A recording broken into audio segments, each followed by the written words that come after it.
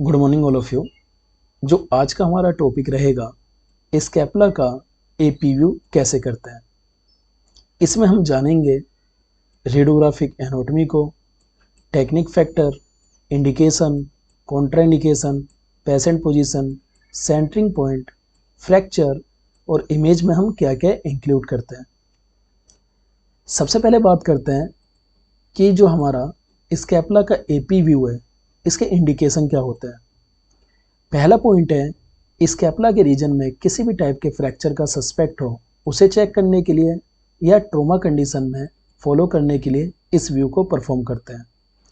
Shoulder में pen हो रहा हो यानी कि दर्द हो रहा हो या इंजरी हो रखी हो उसे चेक करने के लिए, स्कैपुलर जो डिफॉर्मिटीज़ होती है उसके इवेलुएट करने के लिए, ट्यूमर्स बोन लेसन के असेसमेंट के लिए, स्कैल्पल फ्रैक्चर जो होता है उसके फॉलोअप के लिए, कंजेनिटल जो एबनॉर्मलिटीज होती है उसके इन्वेस्टिगेशन के लिए, डिजेनरेटिव बोन डिजीज उसके इवेलुएट करने के लिए इन सब व्यू को हम परफॉर्म करते हैं, जिसका नाम है स्कैपुला का एपी व्यू कैसे करा जाए। एपी मतलब एंटीरियर पार्ट से हमारी जो बीम होगी वो इंटर होगी और पोस्टेरियर मतलब जो बैक वाला पार्ट है वहाँ से जो हमारी बीम होगी वो एग्जिट होगी। कॉन्ट्राइंडिकेशन की बात करें तो ये जो हमारे सामने है ये चारों कंडीशन किसी भी एक्सरे आ जाए हमारे रेडियोग्राफी में सब में ये अप्लाई हो सकते हैं। सीवियर ट्रोमा हो जहाँ पे जो पोजीशन हो वो मेंटेन ना हो सके सही से, पेशेंट अनेबल हो स्टैंडिंग पोजीशन या इरेक्ट पोजीशन में जो हमारी पोजीशनिंग है उसे मेंटेन करने के लिए तो हम वहाँ पे सुपाइन व्यू का यूज करते हैं। अनस्टेबल मेडिकल कंडीशन हो या प्रेगनेंसी के दौरान इस व्यू को हम अवॉइड करते हैं करने से। अब बात करते हैं जो इसकी टेक्निक होगी वो क्या होगी। टेक्निक में रेडियोग्राफिक कैसेट का यूज सबसे ज़्यादा 18x24 सेंटीमीटर का करते हैं।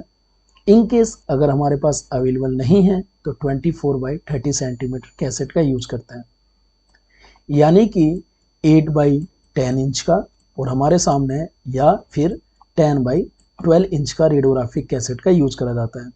अगर दोनों अवेलेबल नहीं है तो हमारे डिपार्टमेंट में जो भी कैसेट अवेलेबल होती है साइज के अकॉर्डिंग उसे हम अप्लाई कर सकते हैं। 3 कंडीशन में कर सकते हैं, या तो आप बक्की सिस्टम का यूज़ कर सकते हैं, टेबल टॉप का यूज़ कर सकते हैं और वर्टिकल कैसेट होल्डर का यूज़ कर सकते हैं। लेकिन जो सबसे ज़्यादा बेस्ट माना जाता है वो वर्टिकल कैसेट होल्डर माना जाता है। Focal to film distance 100 centimetre यानी कि 40 इंच तक होनी चाहिए। किलो वोल्टेज पिक 60 से 90 होनी चाहिए। मिली एम्पेयर सेकेंड 14 से 40 होनी चाहिए। कॉमन मिस्टेक की बात करें तो यहाँ पे हमसे गलतियाँ क्या होती हैं। सबसे जो पहली गलती होती है, जब हम व्यू को परफॉर्म करते हैं तो हमारे सामने जो इंटायर स्कैपुला होता है ये इंक्लूड नहीं हो पाता, जिसकी वजह से हमें 2 से 3 बार एक्सरे करने पड़ जाते हैं। तो कभी भी एक्सरे करते समय हमारी कोशिश होनी चाहिए कि हमारे सामने जो भी स्कैपुला है उसका चाहे हमारा मिडल वाला पार्ट हो, चाहे आउटर वाला हो, चाहे सुपीरियर हो, चाहे इन्फीरियर हो, चारों एंगल से वो पार्ट हमारा कवर होना चाहिए।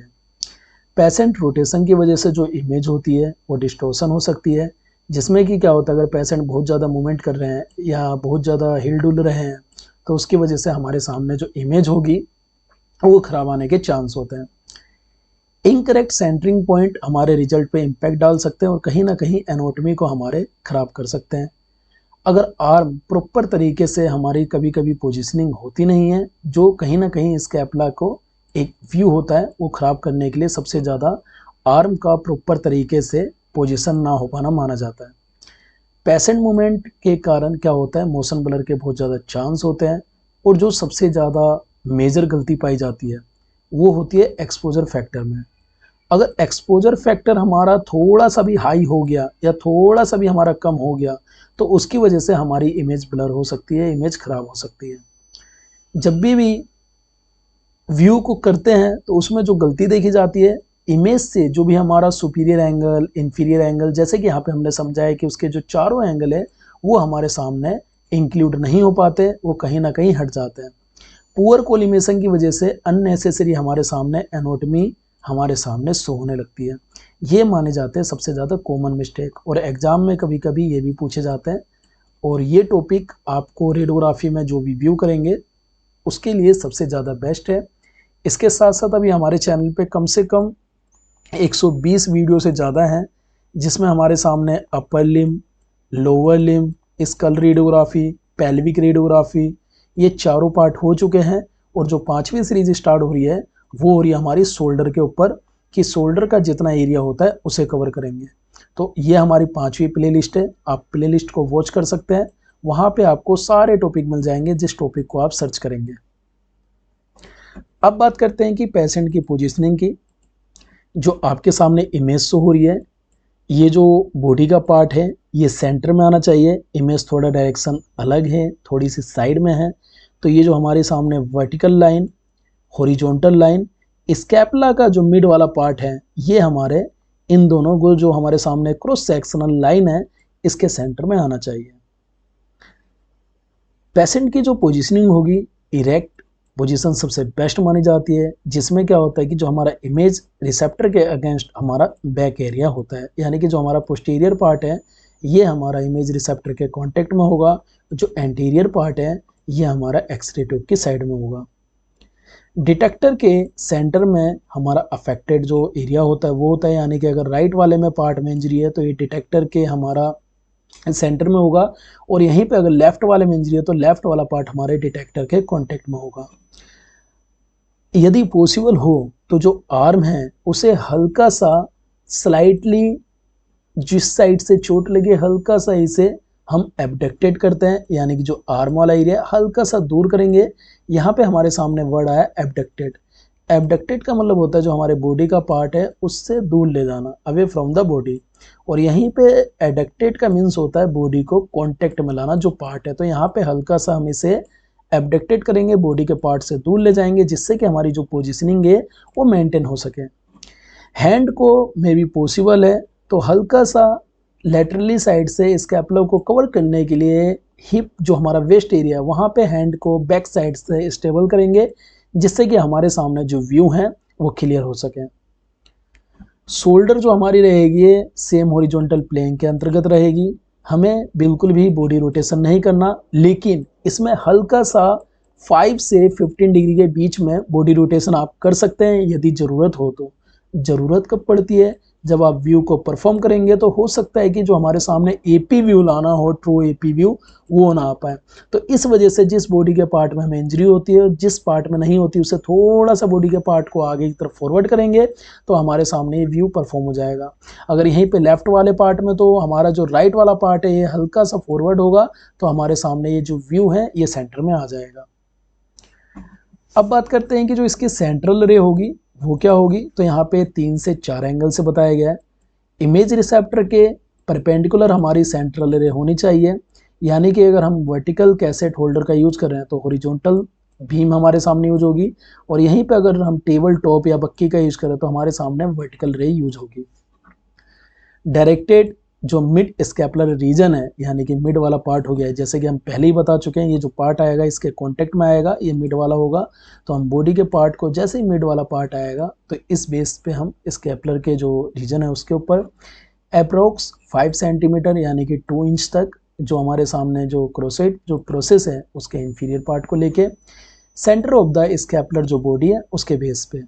अगर हम फ्रैक्चर की बात करें, जो भी हमारे सामने जो स्कैपुला का जो एंगल देख रहे हैं आप सब, स्कैपुला के अगर फ्रैक्चर की बात करें तो हमारे सामने जो स्कैपुला का बॉडी फ्रैक्चर है वो कभी कभी देखने को मिलता है। स्कैपुला का नेक फ्रैक्चर देखने को मिलता है। एक्रोमियन जो फ्रैक्चर होता है वो देखने को मिलता है। जो हमारे सामने क्रोसेट जो प्रोसेस फ्रैक्चर होता है वो देखने को मिलता है। ग्लेनोइड जो कैविटी होती है उसका फ्रैक्चर देखने को मिलता है। डीजेनरेटिव एंड जो भी हमारे सामने कंजेनिटल जो एबनॉर्मलिटीज होती है उसका हमें देखने को मिलता है। ये हमारे सामने कुछ फ्रैक्चर के नाम हैं, और इसके ऊपर हमारे सामने कुछ सेंट्रल रे जैसे करते हैं 3 से 4 एंगल से हमने अभी आपको दिखाए। अब बात करते हैं कि जो इसमें इमेज करेक्टरिस्टिक होगी, यानी कि जो इमेज की विशेषताएं होंगी वो क्या क्या होती है। सबसे पहला इंटायर स्कैपुला, यानी कि जो भी हमारा स्कैपुला का रीजन है वो हमारे सामने इंटायर होना चाहिए। Inferior angle to superior angle and lateral and medial border visible clear होनी चाहिए।